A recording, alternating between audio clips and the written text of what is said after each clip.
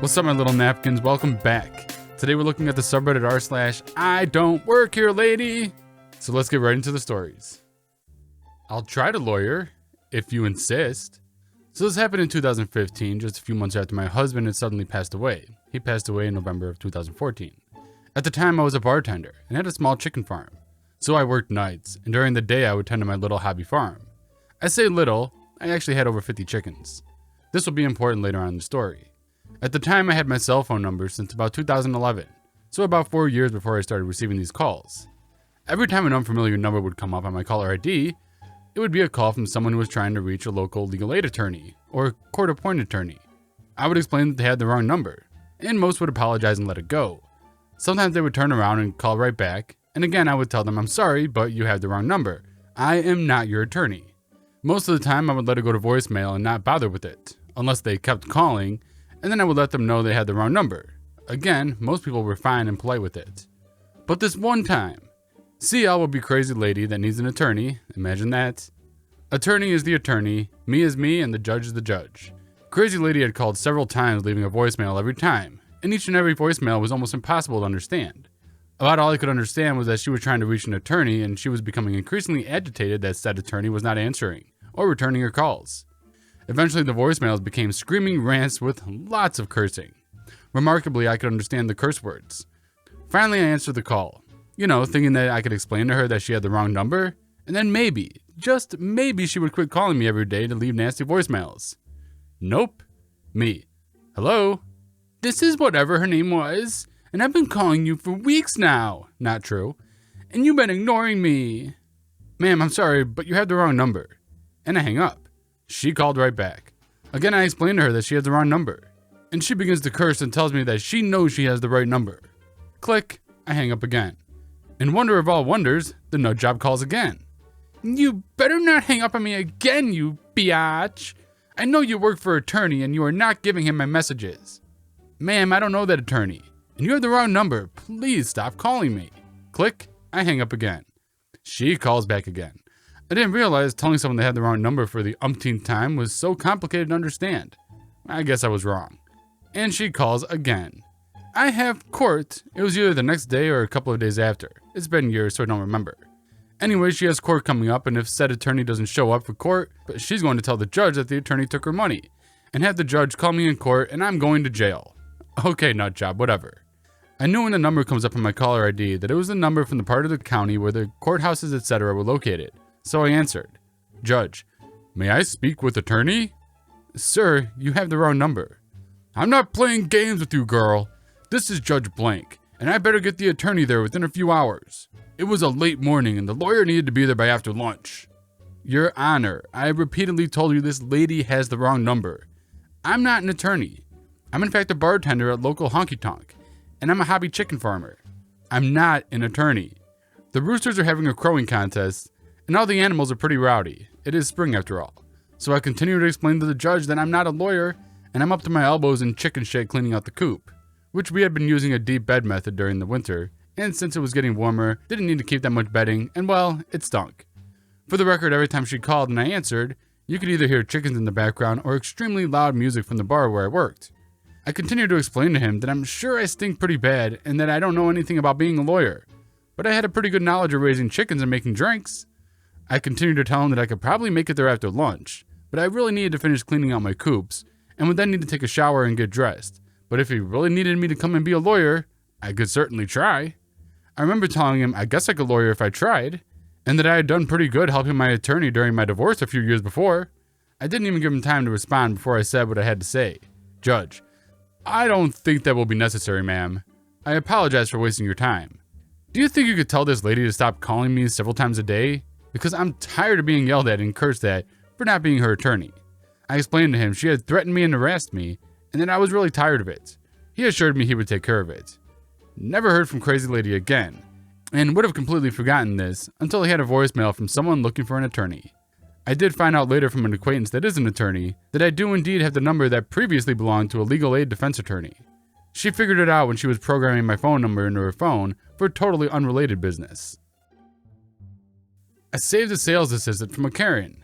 She then stalked me for over an hour. So this happened about 5 years ago. Now, I had worked at this exact store previously, so I was familiar with how the system worked. We have a me, 23 female, Karen, 40s female, and a sales assistant, late teens, early 20s male. I was waiting in line at a well-known book stationery store in my local mall, buying a card and gift wrap. Karen was in front of me arguing with the boy at the register because she wanted to know if they had a book in stock. The book was in stock, but only available when ordered from the online store, as it was old and no longer being sold in store. So Karen would need to purchase it herself online. When ordering from this company's online store, it will be shipped to the address of your choice via courier. Of course, this comes with additional shipping costs. Karen, however, seemed to think that this meant he could order the book in and she would be able to pick it up the next day. That is not the case, as the stores, while operating under the same company, are completely different. Thus, the argument begins. Karen: well, can't you just order it in? Sorry, our system doesn't allow us to do that. Yes, it does. I've done it before.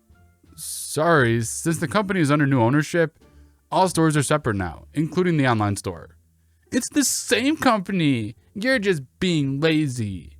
Sorry, you'll need to order it yourself online. They went back and forth a couple of times before I spoke up. He's right. That's not how the system works. Karen turns, glares at me, and says, do you work here? No, I did work here a couple years ago. That's how I know how the system works. But you work in the mall? She then proceeds to look over my clothes for a name tag or uniform logo. Nope. Nice try though, as I unzip my jacket so she can get a better look at my civvies. Well, where do you work? That's literally none of your business. Yes, it is. Your employees should know how you behave in public. Insert surprised Pikachu face. Actually, that's not how the world works, lady. At this point, you could see the rage building inside of her as she realized she had no power over me. I too noticed at this point I was in a unique position, where I could call this lady out for basically being a butthole, and there's nothing she can do about it. Or so I thought. Karen, with a smug look on her face, then says, well, you probably don't even have a job. Yeah, I'm not falling for that. She was obviously trying to bait me into telling her. You can think what you want, lady, but at the end of the day, I'm not the pathetic person whose only sense of control in the world is threatening a person's livelihood to get what they want. You know you're a shitty person, right? Karen, absolutely fuming at this point, storms off. I then proceed to pay for my card and gift wrap, while having a laugh with the sales associate at the register about what just happened. Now you would think this is the end of my encounter with Karen, but oh no. She still thinks I work in the mall. So as I leave the store, I stop and get a coffee from a small kiosk cafe just outside. I noticed Karen was watching me, and I shit you not, this psycho continued to follow me into every single store I entered and asked the person behind the register if I worked there. At this point, I was thinking I can't go back to my car because she will get my license plate number and be able to look at my information. Then Facebook stalked me. I ended up calling a taxi and going to see my dad, who lived about 10 minutes up the road, and got him to take me back to my car an hour later. Wow, crazy Karen turns into a stalker. Who would have guessed? Mistaken for a middle schooler. This happened about 7 or so years ago. I was 20-year-old female and 5'2" with a baby face, so I could say I was used to being stopped by truancy officers. I was looking to make a little bit of money without actually having a job. I was in college and didn't want to dedicate too much time on anything other than schoolwork. I lived at home and my tuition was paid, so getting a job wasn't really all that important. On the occasion, however, I did odd tasks for my friends and family for a bit of pocket money. My father was and still is a middle school teacher. While he is well loved, paperwork isn't really his thing. As such, I would regularly grade his students' work. Nothing too intense, multiple choice and such. Every now and again, I would take a day to go in and assist him in reorganizing the classroom itself. It was always a great time. The students were amazing, and I got to see my father doing what he loved. On one particular occasion, he had lunchroom duty, where he basically supervised the cafeteria and made sure the kids didn't get too rowdy. Being a bored college student, I followed him down rather than stay in the empty classroom by myself. Once we were down in the cafeteria, I mostly just became a wallflower and kept out of the way while he called tables of preteens up for their meals. There were other teachers around assisting, and a few would rave to me when spotted. Most knew me from previous occasions that I've been there, and those who didn't figured out the situation pretty quickly by asking myself or their coworkers. I hadn't been in a middle school cafeteria since I'd been in middle school, but it wasn't anything overly impressive. It was a regular cafeteria, loud, messy, and full of children. I quickly became disinterested and simply leaned against the wall, drifting off into la la land. Most people were content to just mill around me, but not everyone. I can feel someone staring at me, and after a moment, I checked my surroundings. A stocky figure was standing in front of me, clearing their throat aggressively. Giving them my attention, I was met with an angry-looking older woman that I did not know. With her hands folded over her chest, she glared down at me with a frown, tapping her foot in annoyance. I didn't say anything, waiting for her to tell me what she wanted. "Didn't you hear me tell everyone to sit down?" No. Actually, I honestly didn't because I wasn't listening. I barely listened in middle school when I actually attended. I didn't. Well, I did. Good for you? Excuse you? So she raised her eyebrows and gave me an exaggerated shrug. Why are you still standing? By this point, I was getting more annoyed than confused. I didn't know what she wanted from me, but I don't like people talking to me in general, and I definitely don't like people talking down to me. So I'll admit I got a little snarky with her. I'm still standing because I don't want to sit down. Now you listen here, young lady. You're going to sit down right this instant. No, I'm not. No? I don't know who you think you are, but as long as you're a student in this school, you will listen. It was at this moment that I knew we'd screwed up. I, of course, wasn't a middle school student, and I was highly offended that she thought I was. While small and unimposing, I certainly hit puberty hard enough not to be mistaken for a 7th grader. Still, I tried to be understanding in that mistakes had been made, and I tried to backtrack.